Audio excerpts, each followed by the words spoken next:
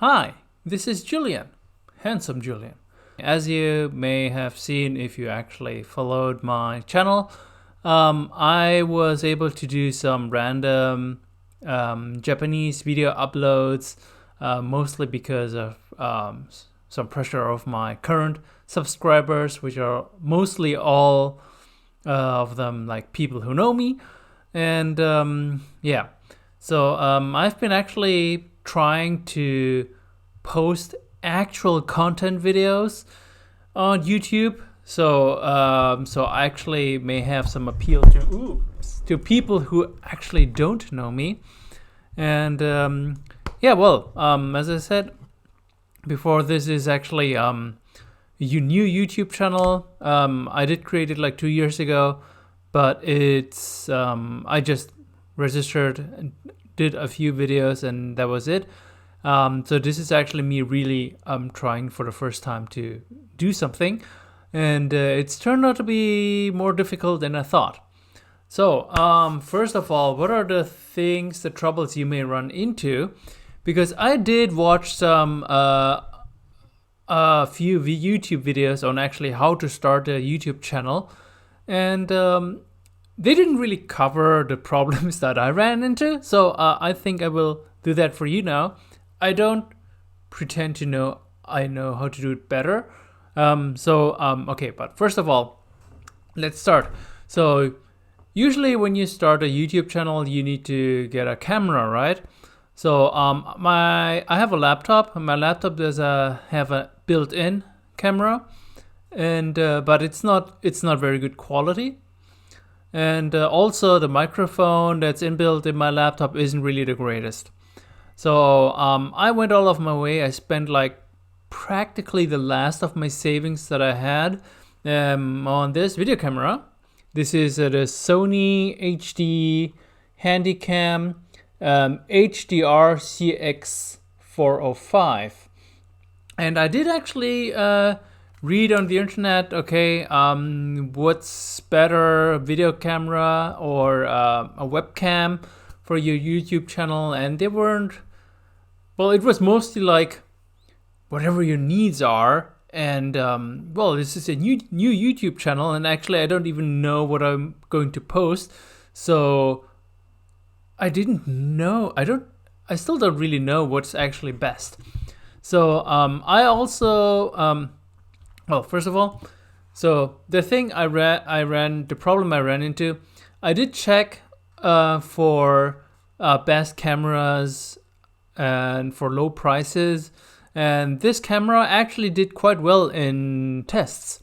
Okay, so it was kind of a recommendation, and it was also rather cheap. I think it cost me like $230, and like I said, this was almost like the last of my savings, and the rest I actually bought this snowball globe, including this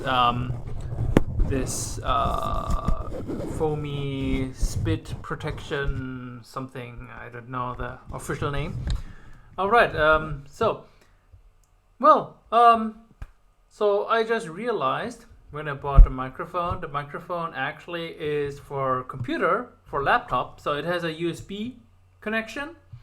And I thought, okay, that's no problem. Maybe I can get an adapter and connect it to the camera. And guess what? This Handycam, despite all the good ratings, has no external slot for microphones. Right? So there's another model, a more upgraded version, that's also, of course, more expensive, that actually does have like external connection. But this one doesn't. So I'm actually left with a camera, with a microphone for my computer, but a Handycam that doesn't really use my computer, which put me a little bit in a bind. I did also get a lavalier microphone that doesn't use USB, and I can connect it to my smartphone, right? Which is great. But like I said, I can connect it to this camera, which is again like a big problem. So the only thing left to do, I would need to separate audio recordings with video recordings and then put them together with a software. And yeah, not that I really know exactly how. I did kind of read up on it these days, and I kind of think I know how now, but it's something that I didn't know in the beginning. So this is actually something that you might run into. So apparently it's not a problem, and it can actually increase quality if you record audio and video separately. There's not going to be a huge difference if you're just in front of your computer and you're just talking to, well, if you have a microphone right in front of you and the camera is right there, right?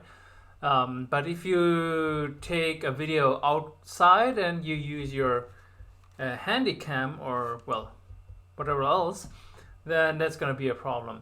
So of course it's possible to take videos with your smartphone and then use the microphone. I can use the lavalier microphone and connect it with this with my smartphone.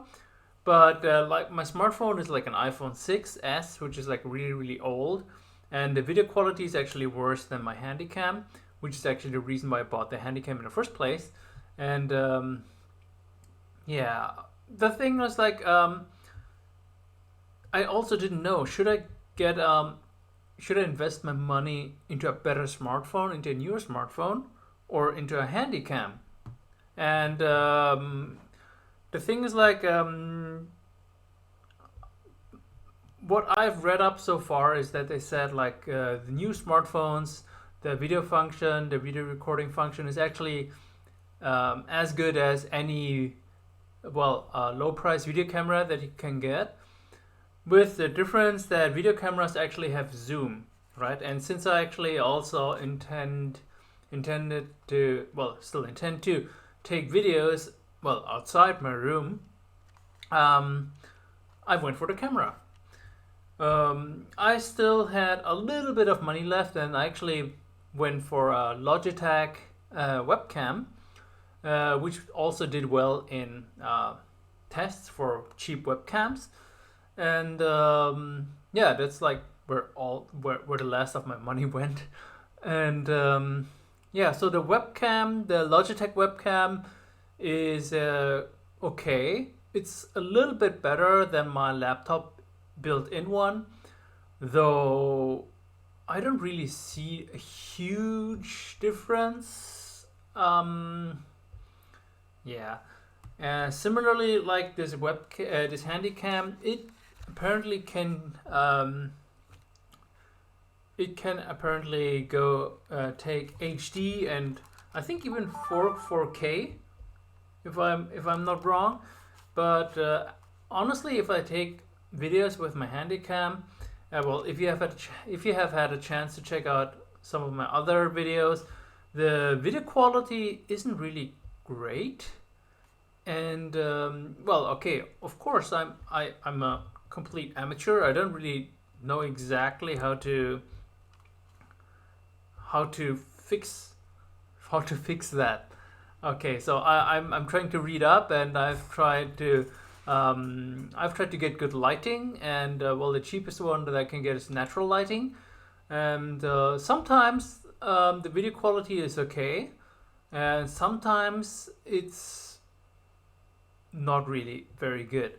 So I don't really know how some of those pro YouTubers, how they actually get those 4K super sharp videos, and is it really equipment, or am I doing something wrong? And yeah, okay. Oh, I forgot, I actually did get something else that was also, this one was also pretty cheap. I think it was like $15. I got this newer, how do you read that? I can't get it in the camera. Okay, I got this Neewer lighting, and yeah, so I couldn't really afford those umbrella and those kind of, like studio like kind of lighting things, those fancy things. And I actually read, or well, people said that actually that one should be enough for recordings in your room, and I think it's okay. But well, the webcam, the Logitech webcam isn't. Well, I can't imagine the visual quality being actually even better. And do I need to get maybe like some kind of a 4K webcam? I don't know. I need to check. So yeah. So I guess these are actually troubles that you can run into as a new YouTuber, and these are actually things that the videos that I watched on how to start a YouTube channel, that's actually something they didn't really quite cover. Another thing is software to actually start YouTube, and well, I'm actually proficient with computers, with software, but I'm completely new to streaming or video recording. And I think the oldest video editing software that I used was like Windows. I think it was like Windows XP or something. Oh my gosh, that was like very, very long time ago. All right, so what am I using right now to record is OBS. It's free, and I can actually recommend it. It's intuitive enough that I got quite the handle on it quickly enough. I'm still not a master with it, so I've tried to do some gaming recordings, and actually I did kind of mess up the audio. So apparently the in-game audio, the volume and the mic, the audio in from this microphone, yeah, it wasn't really quite balanced. So actually I will try to fix that in the next gaming video, but yeah, I guess you learn by doing, right? Okay, so and for other videos, what do I use to actually edit software? I did get Blender, which is also like open source, I think. Well, it's free, and Blender is quite complex. It's a little bit. Honestly, I didn't quite get it, and I don't. Well, like I work as a teacher daytime, and when I get home usually around 8 or 8:30 at night. So I don't really have a lot of time to spend on understanding how Blender works, and also I don't really have a lot of time to optimize every video that I take. So yeah. So as a hobby YouTuber, this is like the most I can do at the moment. I'm still learning. I'm trying to improve with every video that I make, that I upload. And hopefully one day actually people will maybe subscribe, people that don't know me. That would really, really make me happy. I'm still trying to get content video up, which is like interesting to people who don't know me. But yeah, so next. Taking videos with a video camera is very nice. And then I transfer the data onto my laptop, and that's when the trouble starts. That's also something that I didn't really know about. So right, what video editing software do I use now? I use Shotcut, which is also free, and it's less complex, probably has much fewer features than Blender, but I think it's enough for my purposes. And yeah, I'm trying to make the best of it. I got the basic hang of it, but of course I think there's still a long way to actually mastering Shotcut. But it's something that I actually got to work with little time. But one thing that I didn't really account for is, and that nobody warned me about, is that actually editing videos, I mean, takes a lot of time. I mean, not the actual editing, that may take a lot of time as well, but just exporting the edited video file, right? So how does time actually work? Because that's actually something that nobody told me in one of those how to start a YouTube channel video. Okay, so for example, if you have like a 20-minute video, right? You took like it's not the end result is not going to be 20 minutes, right? But you took like 20 minutes for a 5-minute video, so to speak. Okay, so you have these 20 minutes, and then you cut the software, you cut the video in the software, and you cut a few parts, and then you have it down to like those 5 minutes that you want. Okay, but before you can actually start cutting, you need to watch your own video again, because you don't remember everything, right? And you don't remember which parts you want to cut. Okay, so 20 minutes, you have to spend 20 minutes to watch the video at least once.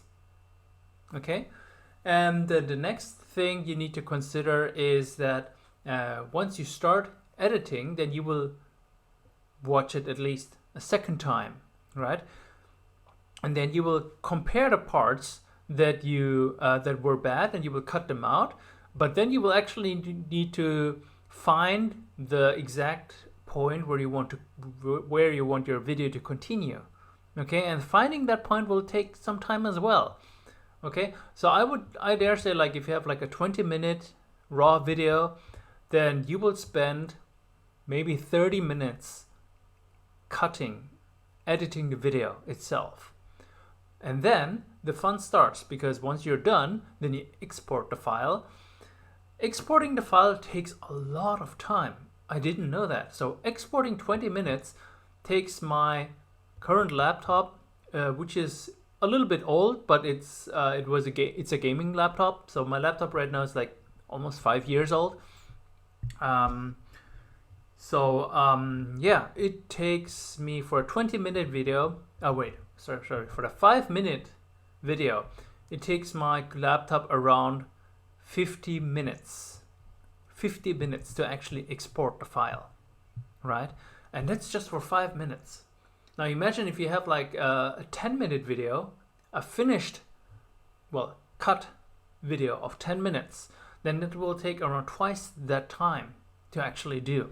And if you don't have a lot of time like me, right? If you get home late after work, and then you have to get up early next morning to go to work again, then there's really, really very little time, and that 1 hour can cost you so much, right? And it's not like you come back from home, you're ready to go all YouTube and something. You're tired. You need to eat dinner. You need to take a shower. You need to take a break.